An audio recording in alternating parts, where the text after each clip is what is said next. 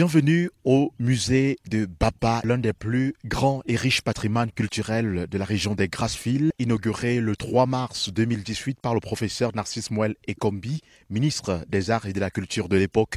Nous sommes à l'Ouest Cameroun, Eco 237 s'y est rendu. Nous sommes à Bapa, arrondissement de Bangou, département des Hauts-Plateaux dans l'Ouest Cameroun. Mesdames, Messieurs, ici, dans ce musée, vous trouverez des objets d'art les plus anciens qui valorisent, qui symbolisent la culture des Grâces-Villes et même d'autres peuples en dehors des Grâces-Villes.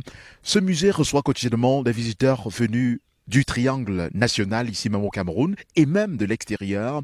Ils sont tellement nombreux qui découvrent ce qu'ils n'ont jamais découvert dans d'autres musées, ici même.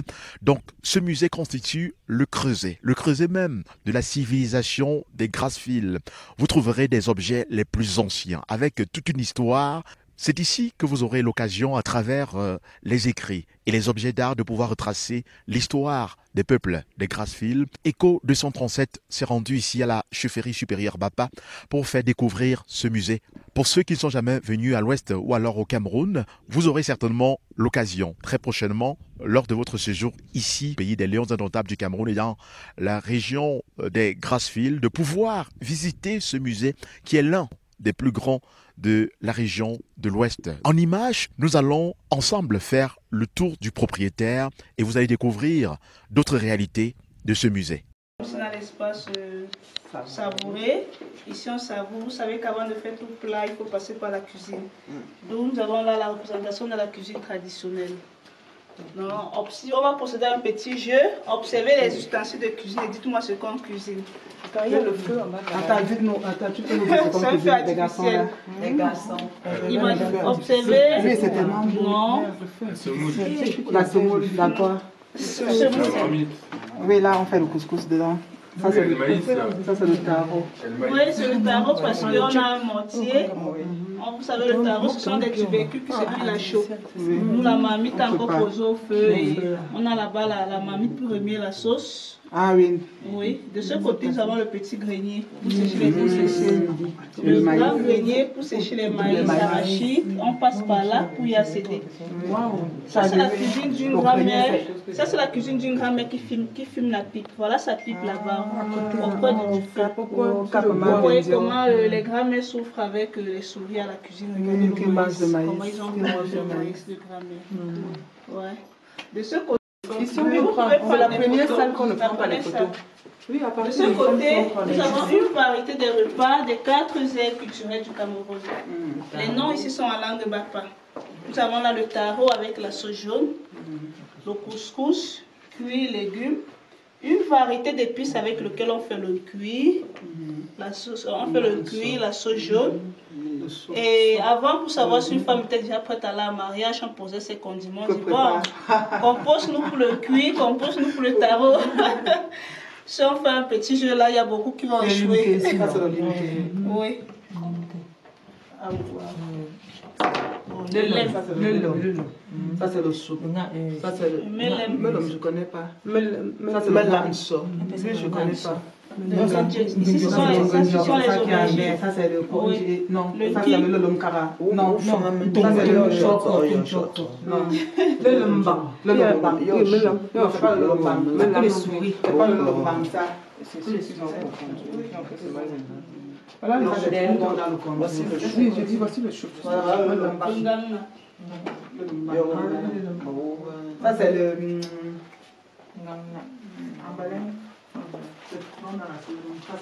Là, c'est la coquille. Le coquille n'est pas un repas bamileke, c'est un repas du Mungo qui est adapté à l'Ouest. Nous avons ici le contraire de chef. Ailleurs, vous allez le voir avec le porc. Là, nous avons le green.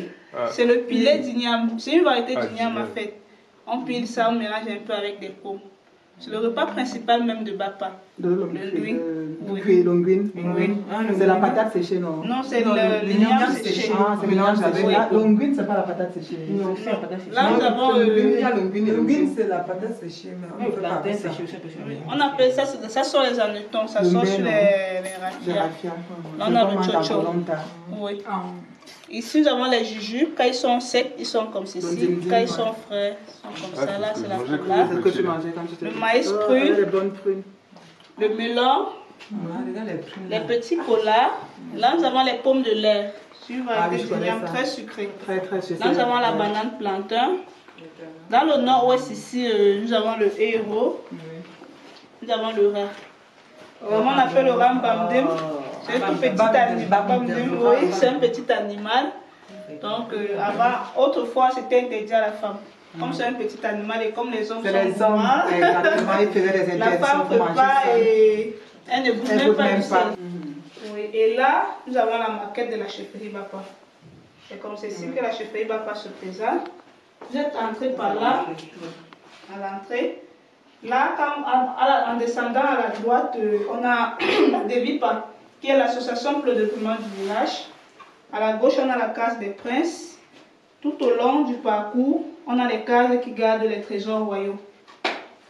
Et lorsqu'on descend devant ces deux maisons qui symbolisent le quartier des épouses, la première épouse à la gauche, on l'appelle Metouquin. La seconde épouse à la droite, on l'appelle Monkon.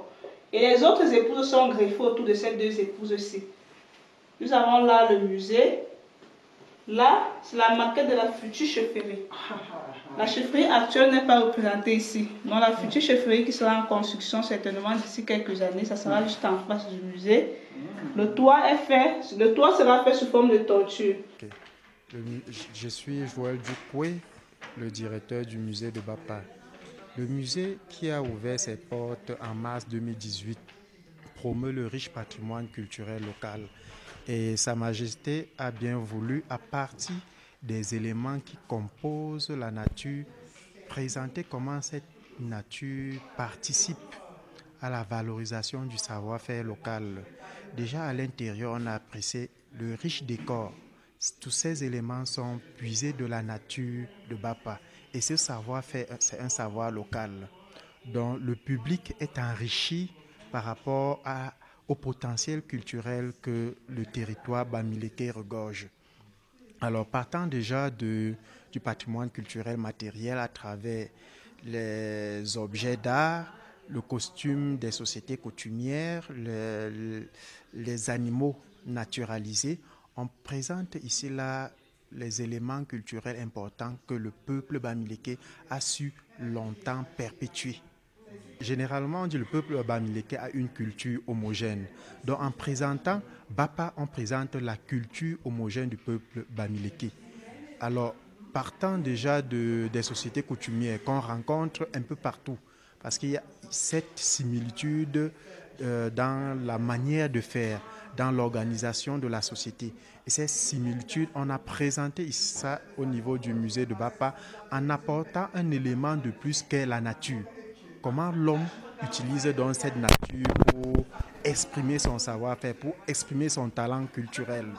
Alors, le musée de Bapa est bâti autour du thème homme, nature et croyance. Et on a 7 espaces, dont 6 à l'intérieur et un 7e espace se fonde qui permet au public d'entrer en communion avec la nature.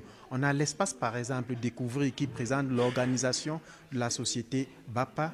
On a l'espace S'imprégner qui présente le patrimoine naturel Bapa, à partir de la faune, de la flore, des sites touristiques qu'on a à Bapa. On a l'espace Créer et Construire qui présente le potentiel du savoir-faire, l'artisanat local. On a également Savourer qui montre l'art culinaire, comment le peuple a su préserver son héritage culinaire. Puis on a l'espace Guérir. C'est à travers les éléments puisés de la nature, les plantes qu'on parvient à se soigner. Depuis longtemps, l'homme a su donc s'adapter à cette nature. Alors on a aussi l'espace Cogiter qui est la phase de sensibilisation, la phase de réflexion que le public pose. Le public pose apporte des points de vue sur comment il exploite la nature, comment il doit protéger cette nature-là.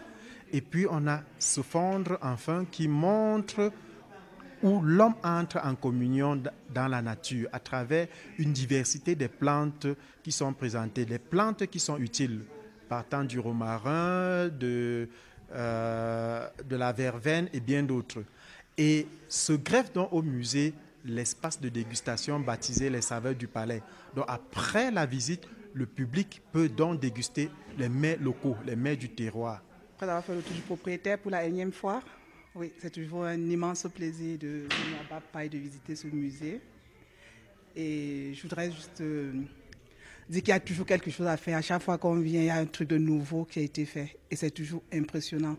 Et j'apprécie énormément le travail du chef Bapa et des ressortissants Bapa pour tout le mal et tout le plaisir qu'ils se donnent à développer le village Bapa, à promouvoir la culture Bapa. C'est un régal pour nos yeux, c'est un bonheur pour nos oreilles. Et le guide du musée qui a été vraiment au top.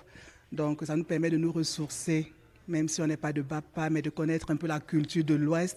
Ce monument que vous voyez juste derrière moi a été inauguré lors du 2e festival Pangwa qui s'est tenu du 24 novembre au 2 décembre 2023.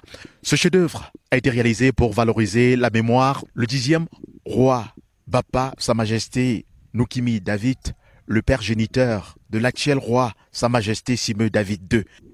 Et c'est ici, mesdames, messieurs, devant ce symbole fort de cette chefferie supérieure que nous allons mettre un terme à notre périple ici au musée Bapa, installé dans la cour de la chefferie supérieure Bapa.